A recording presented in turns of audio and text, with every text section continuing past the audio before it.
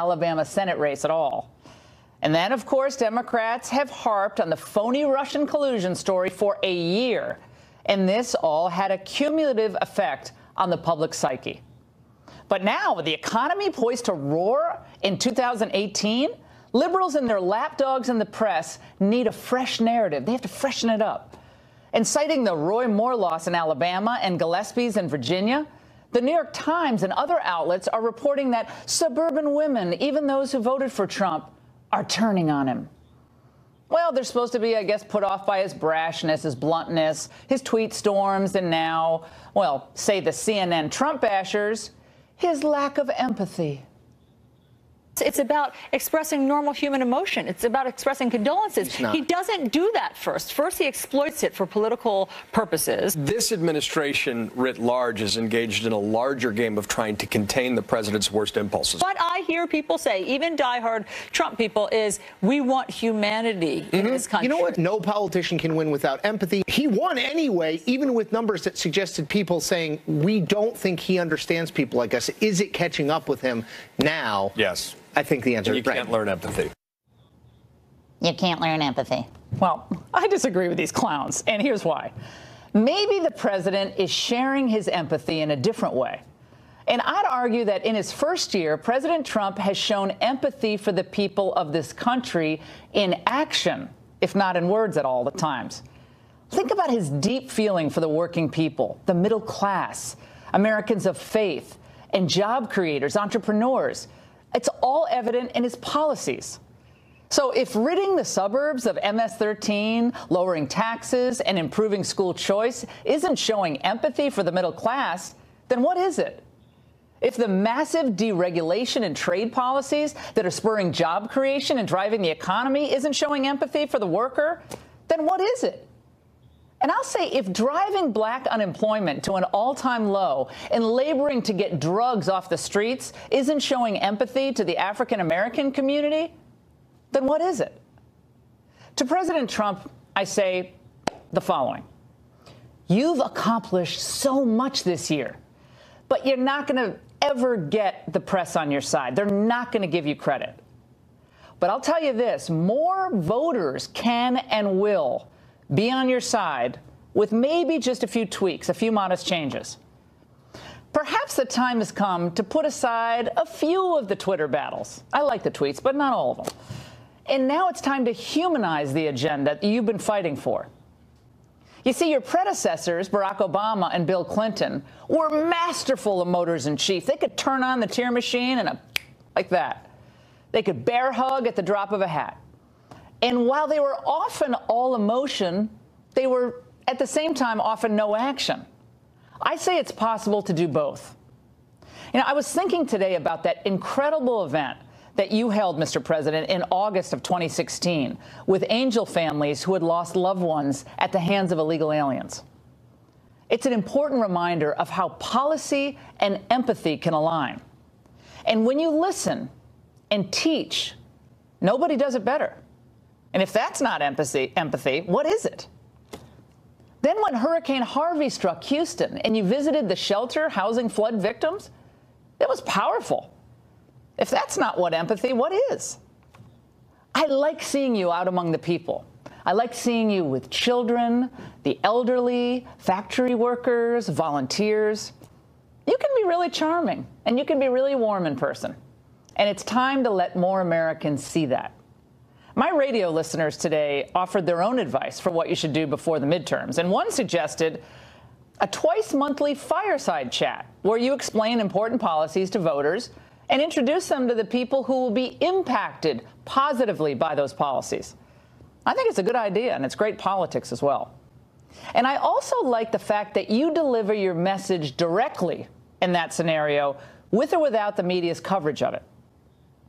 I say it's now time to govern all the people, to take your agenda to the inner city, to suburbia, to the churches, and to the areas of the country that have been somewhat or really unreceptive to the populist conservative message. It's hard to be a national party, isn't it, when every presidential election cycle we write off California and New York right off the bat. And there's no reason the Democrats should have a monopoly on the coast. That's absurd. Just go and try there. Give it an effort. And at times, just your presence, just showing up and listening, can be the most powerful action of all. And I say, if that isn't empathy and a winning strategy, what is? And that's the angle. Joining us now for reaction here in Washington is Byron York, Washington Examiner chief political correspondent. With me here in the studio is Congressman Sean Duffy, Republican from Wisconsin, and two Democratic strategists, Joe Trippi and Scott Bolden. Gentlemen, it's great to see all of you. All right, Trippi, let's start with you. Where am I going wrong here? You heard the angle. President Trump, not where he needs to be in poll numbers. You know, there are polls that say 32, some says 38, 35, but it's not where he wants to be, obviously. Do you think that President Trump can bring his numbers up? Don't make any cracks about they can't get any lower. They can. Can he bring his numbers up next year with some of these initiatives going to the people, selling this message? I thought you nailed it in terms of some of the things he needs to do, like get rid of, I'd go a little bit further, not some of the Twitter, but just about all of it. He often gets in his own way of his own accomplishments. I mean, he has had them, but then the next day he tweets something or attacks somebody. And I think that really gets in the way of his message. And you're right, the mainstream media, all the media jumps on that and makes him pay for it. But they would make any president pay for doing some of the things.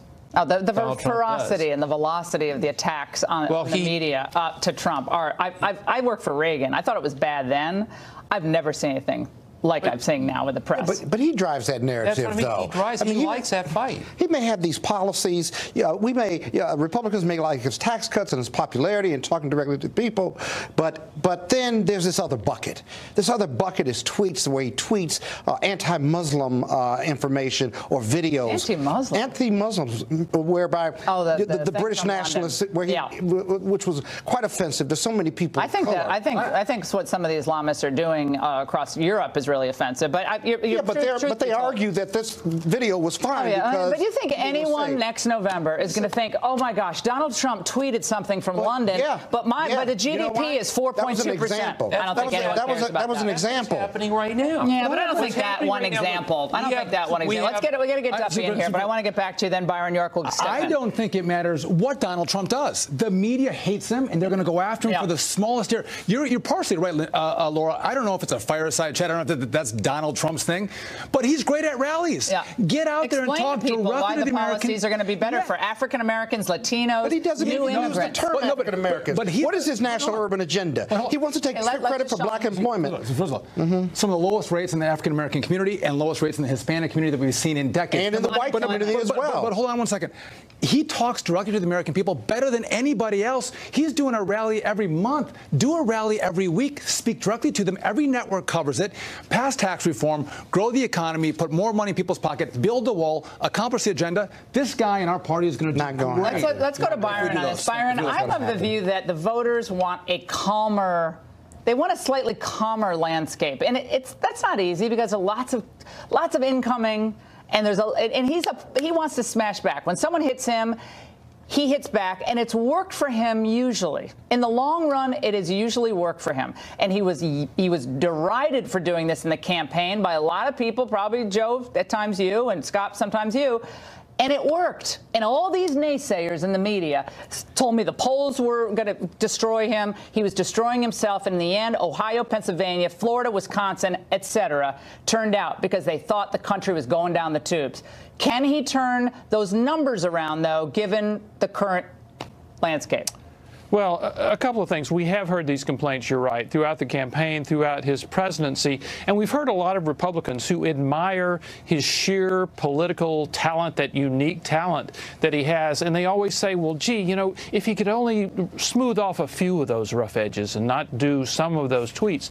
And when this is brought up with the president, I mean, he'll basically say, and how many of you have been elected president?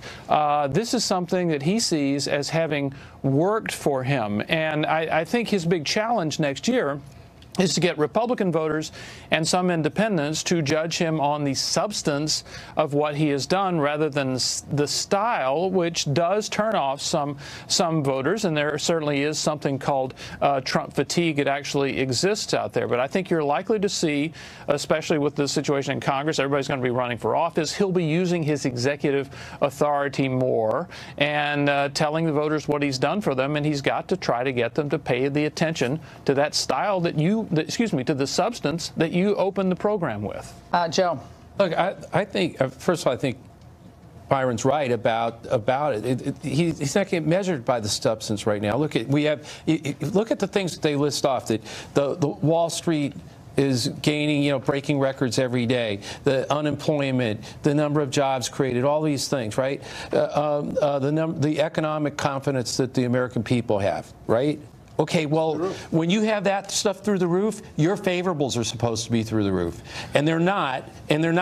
Yes, the media's out to get him, fine. But that's not it. That's not it. No, that's what the charge is going to be. It's because there's something wrong with his style that people do not like, and he loves that fight, and if he just put the fight away, he'd have a chance to reach out. Because the media bashes him so much, I don't think people are willing to tell pollsters that they support him. In Wisconsin, the last poll we had, Donald Trump had an approval rate of 33%, and he won Wisconsin. So I don't think people feel comfortable saying that they support him as much as they do. Maybe, but Donald Trump drives that narrative. If the media is going to bash him, then they're covering him 24/7, and they're covering the negatives about his personality, about how offensive he is, and credibility. Hold on, credibility, super important. I think one report I saw from the Washington Post, like him or not, is that in the first year he's told like 3,500 lies in his tweets. How many has the Washington Post told? Well, you can take anyone's. I don't know. That's a whole other Pinocchios on them sometimes. But he's got a lot of Pinocchios. He doesn't have an urban agenda. He wants to claim credit for black unemployment being down. Scott, white unemployment is being down too. The economy is percolating. Scott, let me get in here, Scott, because this is what drives me crazy about the identity politics in this country. On the one hand, it's what are you going to do? No, because I want to reach out to communities that have a negative view of Republicans. But the president hasn't, and that's why he's having problems with them. Let me finish. What I think is an objective fact is that the economy is improving. Donald Trump is a charming person. I know at times he gets a little defensive. That's fine. But he is a charming personality, and he's an engaging personality. I think what the Democrats fear most is Donald Trump actually taking his case to the African-American community in Detroit, in Chicago, in Oakland, in parts of Florida. I think they don't want him to do that because I think the Democrats are fresh out of ideas. They've tried everything, and 40 years later, the war on poverty was a whopping failure. You know what? They know it, and we know it. I'd love for Donald Trump to go to Detroit and Chicago and L.A. Right. One, he'll never do it. If he'll have a respectful hearing. But he can't.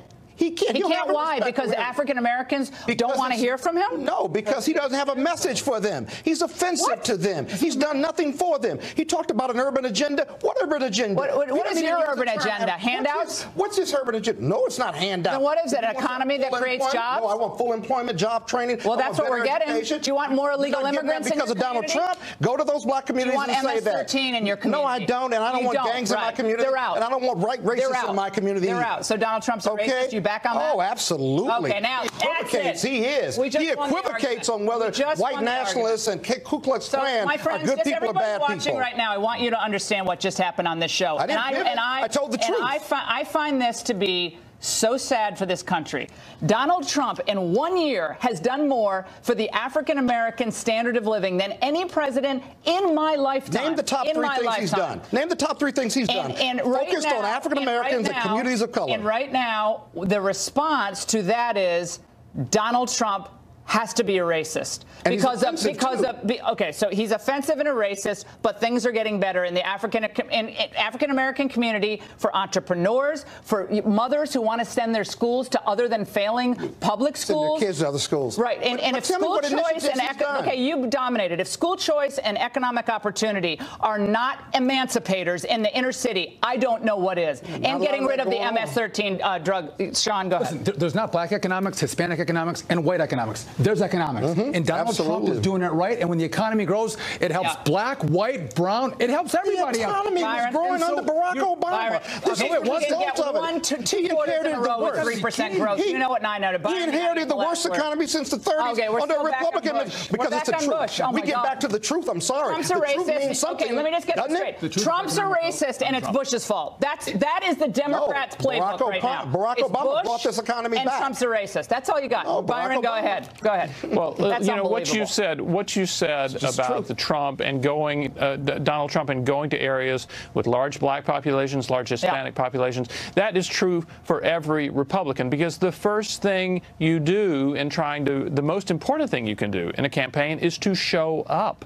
That's what Mitt Romney didn't do with Hispanic voters. We told him to do it. He didn't do it in 2012. And look, it's not like they're going to come to a rally and then all vote for you, but voters appreciate when you care enough to show up. And the president could do that in this upcoming campaign. He's got a lot of Republicans to campaign for. I will say one other thing that has to do with what's going on right now. If he can say he has delivered a middle-class tax cut, that will help him. All right, guys, I appreciate it. I wish we could go on for an hour. It'd be great. And I still love all And another thing. And I love all my pens. And another thing. Breaking just moments ago, Deputy FBI Director Andy McCabe just wrapped up with the House Intel Committee after 7.5 hours behind closed doors. So what was his role in that so-called insurance policy text from Peter Strzok? We have exclusive reaction.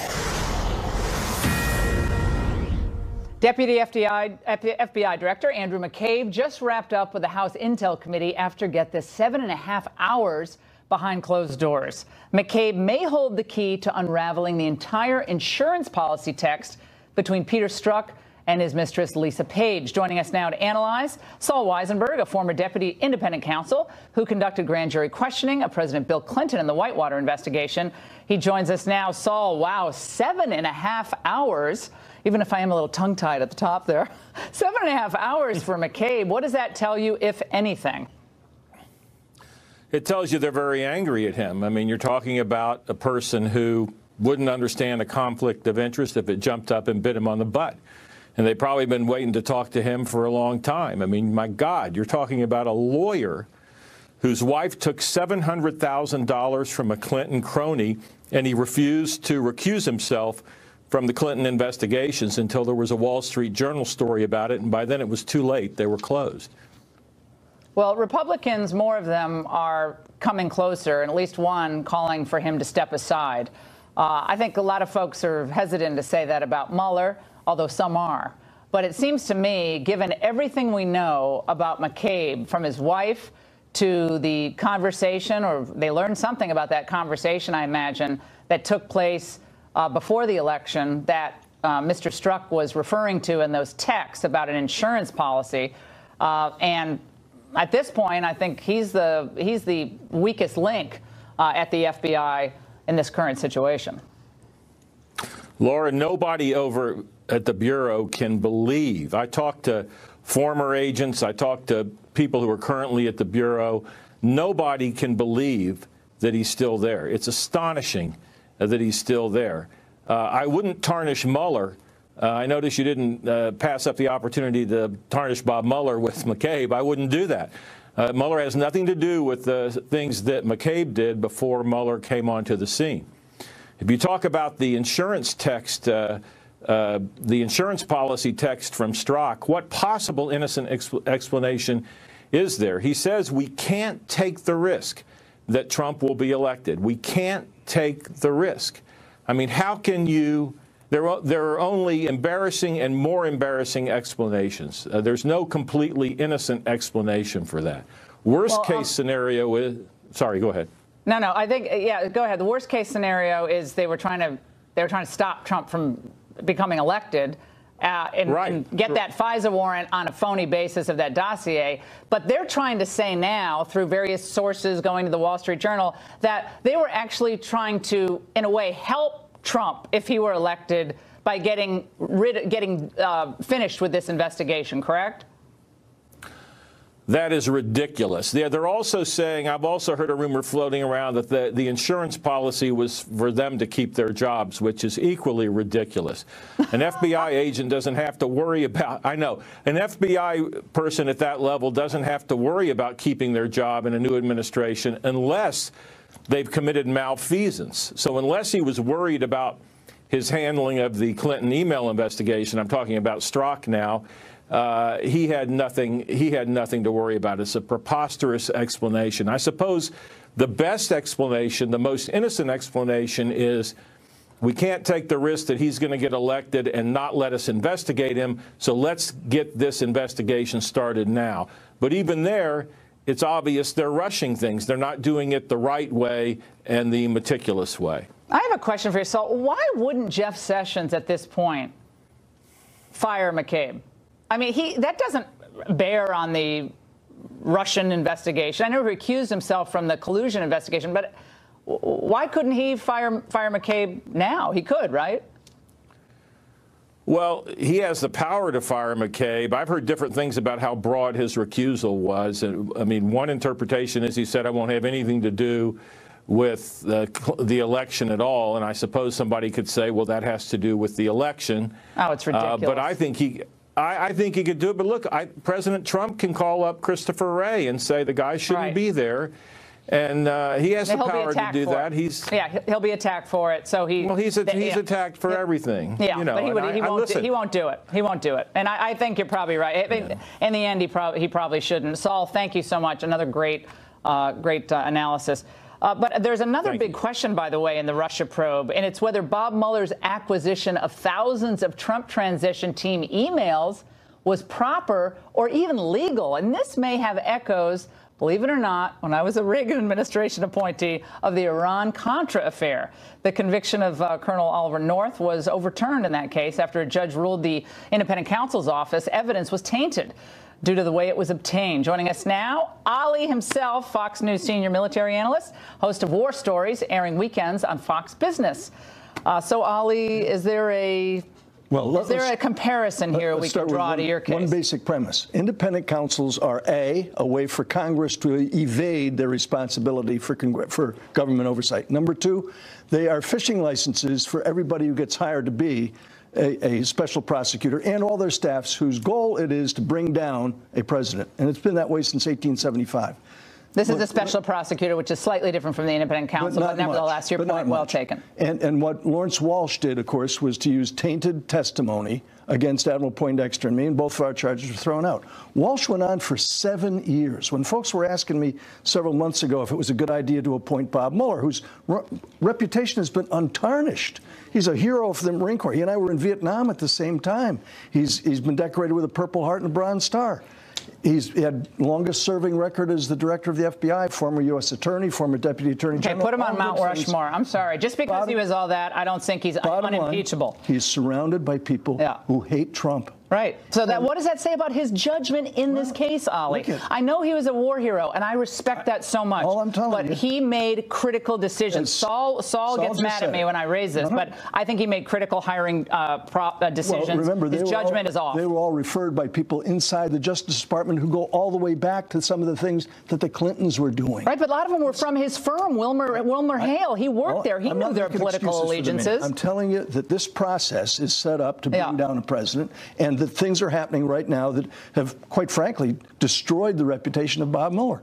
I kind of wonder why he's still there. Not because the president's going to fire him. The president said yesterday and again today he's not going to do that. That's a media wish. That's a wishful thinking. Why does Bob Mueller want to continue in the job? That's a question he's got to be asking himself tonight. Ali, when you look back, 1987, and I remember I was a speechwriter in the White House at the time, and I remember watching your motorcade go down to Brendan Sullivan's office and back, and that was such a wild time for the country.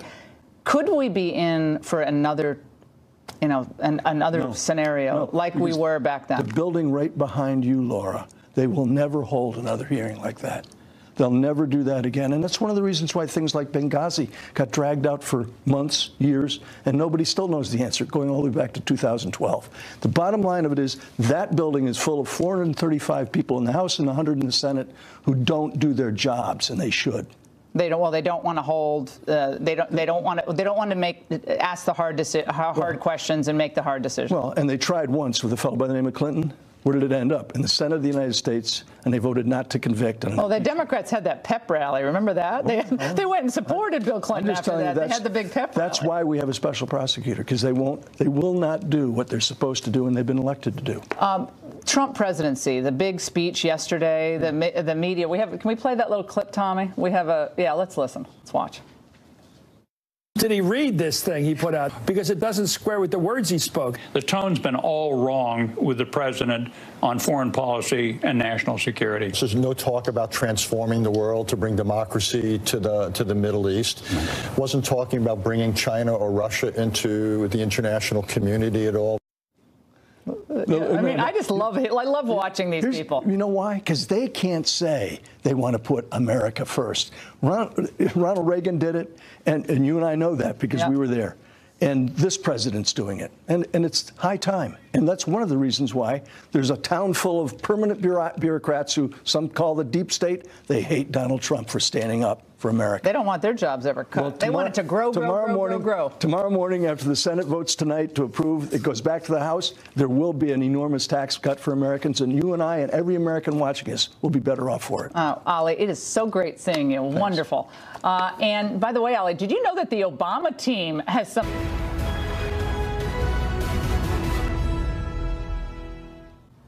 Underage and need an abortion? Well, just come to America. Bienvenidos. No visa needed. Federal Judge Tanya Chutkan, of course an Obama appointee, ruled yesterday that the Trump administration must let two illegal immigrant 17-year-olds, one's 17 actually and one's 19-year-old. There was some confusion on that. The government will not have to pay for the procedures, however, but the ruling stymies the Trump administration's efforts to reverse Obama's policy, which allows abortions for illegal alien minors in custody. This is a crazy world we live in. What could possibly go wrong? We're not going to become an abortion magnet or anything. Joining us now from Boston is trial attorney Rachel Self, who specializes in criminal defense and immigration law. All right. Now, I'm trying to understand this from a different perspective. Okay, so these young women came to the United States, as far as you know, when, Ms. Self? Did they come while they were pregnant, or did they get pregnant after they were here? Well, according to what I've read about these cases, one of the women, when she immediately got here and learned that she was pregnant, had requested the abortion. She was at about 10 weeks at that time. And another one of the women was even less further along than that. What happens is when these young, and they're not women, they're girls, but when they flee their country and come here, they get examined upon their entry to the United States for basic medical care and needs. And that's because it's been discovered that almost 80% of them on their journey here wind up victims of sexual violence. And right, so there are studies that show that. So enforcement, yeah. Well, and so the refugee, these actually aren't part of immigration and customs enforcement custodies, because in the 80s with the Flores settlement, they became part of the health and human. Well, no, it's the health and human services. Well, they're in ICE custody. They're in ICE custody. They're not in ICE. They're not in ICE custody. Yeah, and there's confusion about that. They are. Yeah. Well, where do you think they're not in ICE custody. They're in detention. It's in the purview of the They're in the Refugee and Resettlement Office. Okay, and that was but they're in custody. They're not walking around in the streets. They are. No, they're not. They're not walking around in the streets. Okay. They're in centers. Let's not split hairs here. That's not important. What's important here is just a basic question. Is it the responsibility of the United States to be a magnet for those who want to come here, have children here, come here illegally, or come here pregnant to either deliver their child then becomes an automatic U.S. citizen, or to come here and get an abortion paid for by a sponsor? I know a lot of people probably think the government should pay for it. Is that our responsibility? And if so, under what principle is it our responsibility? I'm not talking for American citizens. I'm talking for illegal immigrants who arrive here. They're not supposed to be here, obviously. It's a really good question, Laura. And to go to your point, exactly, these girls actually wanted to, when they learned that they were pregnant, they wanted to get abortion. So they weren't looking to have babies here. They wanted actually just to get the abortion taken care of once they learned that they were pregnant. Taken care of, it's a baby. Okay. It's a baby, and in one case, the baby is preborn at almost 6 months of age. Do you know what a preborn baby at 6 months of age looks like? That was due to obstruction, and nobody's talking about late-term abortions here, Laura. And that was due to obstruction by the excuse me. That was due to obstruction by the administration. The girl originally wanted it at 10 weeks of age. Now there was a Texas judge. Now people in Texas vote for the judges in Texas. That's what a baby looks like. Hold on. You're talking, but I want people to know what's on the screen. So I think that we really should stick to the law, because showing pictures like that doesn't go. I don't have a monitor. Okay, Laura. well, guess what? When you get home, check your DVR. Look at that baby in the face. Look at that baby, and you tell me that baby. No. I'm gonna have to cut your mic. I'm gonna have to cut your. No, I'm gonna cut your mic if you don't listen to me, because this is important. We're not interested in discussing the law. We're not interested in discussing the law. And the fact that the judge says it's the law doesn't mean it's necessarily proper, or judges get things wrong all the time. Well, no, the Constitution, the Fifth Amendment, the 14th Amendment, they all say that it's the law. And a Texas judge ruled in the best interest, that illegal aliens have a right to an abortion in the United States? In the best interest of the child, this girl needed to have an abortion. A Texas judge she didn't need to have an abortion. No. Okay. A Texas judge appointed a guardian ad litem and determined. Mute the mic. Okay, but what we need to do is stick to the law, though. Okay. It makes sense. Now, the law makes sense. So when you get home, and as a human being, we were all former embryos, correct? As a human being, I just want you to look at that face that we just showed on the TV screen. I know it's inconvenient. There she is again. Now, stop. I want you you're showing things that I can't see. You're showing things that I can't see. Okay, I didn't show you a hamster. And I'm happy to look at it, Laura, but for right now, what I would like to do... I showed you a baby. That is a baby. That's completely fine, but I think that you're getting completely sidetracked here. It's not a hamster. It's not a piece of tissue. We're here to discuss it's a baby. What the judge's rulings were yesterday. That's why you're talking over me. It doesn't make me... I can't even see it at this point, so that's fine. You can show what you want to show to the viewers, but for right now, what makes the most sense is to discuss what the law is. Tommy, can you please stop? Constitution. Okay. The Constitution of the United States. The Constitution does not say in one provision to every single person within the jurisdiction to not be denied basic medical care, and that is why a guardian. That is why a guardian ad litem was appointed to the child who was pregnant. Tommy, stop. And I can't hear her. I can't hear her talking over me. Okay, guys, this is my one thought. I understand what you're saying about what the law is. I understand that. But we're talking about a human being, and we're talking about an illegal immigrant who has violated our laws, okay? That's all I wanted to say. We're not talking about hair splitting of the Fourth Amendment or Roe versus Wade. We're talking about not a medical condition. We're talking about a baby. That's all I wanted to say. And I appreciate the conversation. Okay, it's time to ask the big question of the season. And we have a special... It's a privilege to serve as the President of the United States. The geniuses at Disney have finally installed President Trump in the Magic Kingdom's Hall of the Presidents. He's reverberating behind me. There's only one problem. Now that the president has finally shown up there, will anyone know who the heck he is? Look at this. This looks nothing like Donald Trump. Was the sculptor out of town when they were making this animatronic figure? So you got the open coat and the long tie. You can't see it, but the tie goes below the belt. I just don't see Trump at all in this. So I asked the question, who does this look like? Some on the internet say it looks like a bloated John Voight. John Voight's never going to speak to me again. Or maybe I thought today, an aged Lloyd Bridges. Looks just like, look at that, I'm right. Or maybe, does it look like Alec Baldwin? Kind of. Alec Baldwin's impersonation of Trump is the worst. I'm sorry, I don't like it. I think it's like that lip thing. Or others are, this is very cruel. I reject this at Christmas time especially. That it looks like Hillary Clinton. That is just, I completely reject that. Well, let me know what you think on Facebook or on Twitter at Ingraham. But you know what I think? They should get the guy who does the wax figures for the Wax Museum. Why can't that guy or gal do the animatronic? Because it looks really good. That looks like Trump. Anyway, whatever the case, Disney should be ashamed, or they might be their own way of protesting. Having to include Trump in their attraction at all probably drives them crazy. But do not go anywhere. I want you to hit me on Facebook and Twitter about those 3-4 options.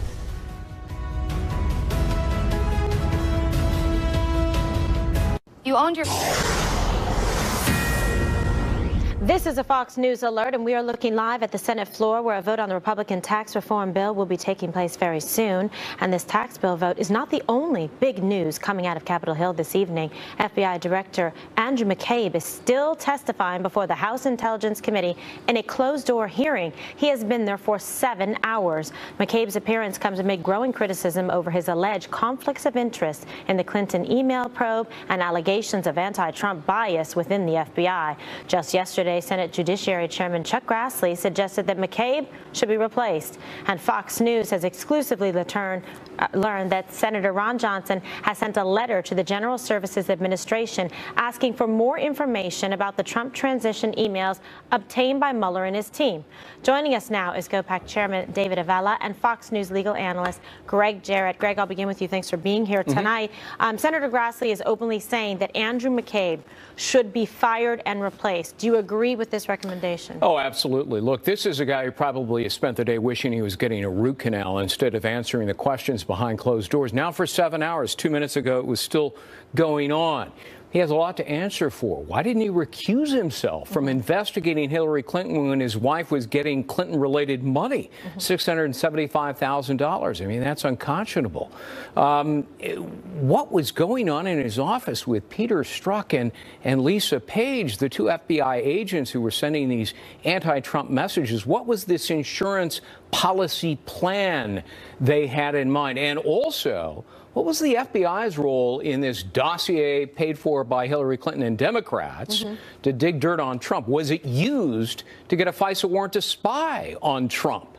And what was Bruce Orr doing, talking to, the founders of Fusion GPS and the officers there, and Christopher Steele, when his wife is working for Fusion GPS? Orr has been demoted, but there's got to be more to it, and the FBI seems to be clamming up.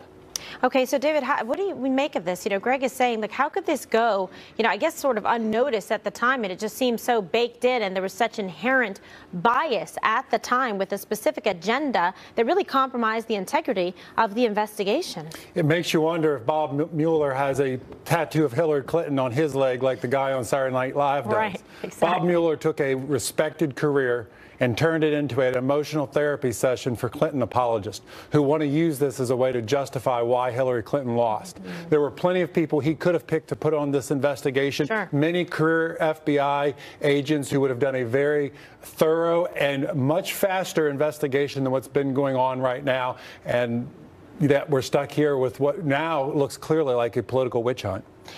Greg, so many people are saying this is something where perhaps McCabe is, going to resign. And so many were even shocked that he went forward to testify because they thought sort of his exposure and involvement was so significant, and they're getting grilled in terms of the questions there that what we saw previously last week as well. Well, I think he probably feared getting hauled in front of a federal judge after a contempt of Congress citation. So instead, they negotiated it, and they're doing it behind closed doors under the guise of classified information. I'd be surprised if, 25% was classified and 75% Americans should actually be watching. Americans want to know what was going on here. But in terms of making that determination, because you make a great point, we've seen hearings that have been public, and then if it rises to the level of being significant classified information, they make that predetermination. People at home are saying, well, wait a second. What's going on here? This is an investigation that appears to have bias from what we've seen coming out in the reports in the media, but now the rest of it's behind closed doors. The Hillary email case is a good example. It was closed, right? So, and there's nothing classified in there, especially if you're asking McCabe, What was your role in the exoneration letter? Why was the wording changed to absolve Hillary Clinton when originally it was determined she committed crimes? Did you change some of the wording along with Peter Strzok? Now, none of that is classified information. So there's no reason for him to hide behind closed doors for something like that. And some of the other information, the dossier, arguably that's not classified either. I mean, after all, it was funded by the Democratic National Committee and Hillary Clinton. Sure. Let's get to the bottom of that. Was it used for a FISA warrant? Again, I'd argue that's not classified information. All right, David, what's your take? This is doing more to keep President Trump's base behind him and supporting him than even this tax cut, which is very important and very critical for Republicans in 2018. This investigation is doing more to keep the president's base behind him. And it's the Democrats' hope that we talk about this and not talk about the tax cuts that we're doing, not talking about the individual mandate that's being repealed in this tax cut bill, not talking about the jobs that are going to be created by opening up ANWR. This bill is historic and significant that's going to pass tonight, but yet the Democrats hope we continue talking about this investigation. And Americans don't seem to be buying it, Hillary, because Kimberly, sorry, because yeah, I've got Hillary on the brain. I know, goodness. Because the latest polls show that 53 or 54%, think that it's tainted, it's corrupt. An even larger number think that, the FBI and the Department of Justice are hiding things from the American public and from Congress. So, the American public, they're smart people. They know that the deck seems to be stacked. All you have to do is look at the people that Mueller chose. There's not a single Republican among them. One of them was a lawyer representing Hillary Clinton. Another one has sent anti-Trump messages to Sally Yates and was there at what was supposed to be a celebration on election night for Hillary Clinton. These are people, there are plenty of great lawyers out there that could have been selected, but not those with a political axe to grind. That's the problem. It's just really, as a former prosecutor and having worked closely as well with the FBI and with, investigations that, on corruption as well, when you think about this, that they really just had such a predetermined focus, David, that they had an outcome that they wanted to achieve. It just really shakes the core and the foundation of what we think. Because the FBI, in my opinion, and people that I've worked with, some of the most outstanding men and women, finest agents, out there, and they really work hard. And I think a lot of them are upset by this too, of the bad behavior of a few of these people involved. As they should be. As also the very people who are cheering an investigation that is indicting people for things they did years ago are the very same people who say Hillary Clinton's actions are in the past and there's no reason to investigate them. It is the biggest double standard on whether justice is for everyone or not. We don't have kings and tyrants here in America. Nobody's above the law. If you broke the law, then you should be held accountable regardless of who you are. Hillary Clinton doesn't get a free pass simply because she was a political opponent of the guy who won, which is the argument that a great many Democrats seem to be making, is though, oh, you can't weaponize politics like this by going after a political opponent. That's not the case. If a political opponent breaks the law and does so with impunity repeatedly, she ought to be held accountable. Well, absolutely. We don't want to think there's a different standard of justice depending on what somebody's political or partisan ideology is, David. To Greg's point, the only way you're going to get the American people saying they're for this investigation continuing is to overpoll Democrats like what they're doing in the tax bill to suggest that somehow Americans don't support this bill. The media polls all say poll far more Democrats than they do Republicans and independents to get unfavorable numbers on the tax plan. Greg, do you really think this is going to help? Not only the president, because the president said in the beginning there was no Russian collusion, but they really tried to, put this on him to undermine, his presidency. Can he use this somehow to help him in campaigning for the 2018 midterm elections to help some of the people that he needs to keep in for the votes? Yeah, I think Democrats need to be careful here that they don't continue to push this. There could be a tremendous backlash. There so far doesn't appear to be a scintilla of evidence of any collusion during the campaign. And even if there was, it's not a crime, only antitrust law, as you well know, right, as a lawyer. The question of whether or not Mueller will go after the president for obstruction of justice, Justice, I don't even think is a close case. Now, there has to be a lie, threat, or a bribe, and not even Comey alleges that. The president was well within his constitutional authority to dismiss Comey. Comey admitted it in a letter to his staff. So maybe let Mueller finish the investigation, because the president is saying there isn't anything that he has. But these things tend to go on for a couple of years. That's the problem with special counsels. He should finish the investigation, but he should get people in there that'll do it efficiently and fairly. Have some good oversight. All right, thank you so much, David and Greg. Always a pleasure. Thank you. Coming up, Ed Henry is standing by live on Capitol Hill with an update on the Senate tax reform vote. Plus, we'll speak to 2 Republican lawmakers about what this means for your wallet. Stay with us.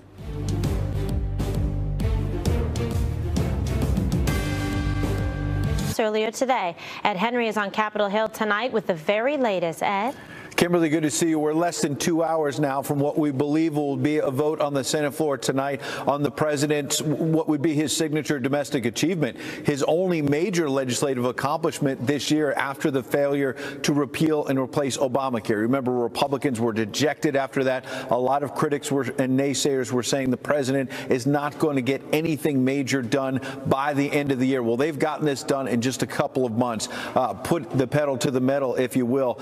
This could be a dramatic victory for the president. It did not come, though, without a hiccup. The House voted earlier today to move this tax cut forward, get it over to the Senate, as I mentioned. But then the parliamentarian in the Senate realized that there were some provisions that were included in the House version of the bill that ran afoul of parliamentary rules, budget rules, that basically shield this bill from a Democratic filibuster to keep it that you would just need a simple majority of 51 instead of 60 votes. So the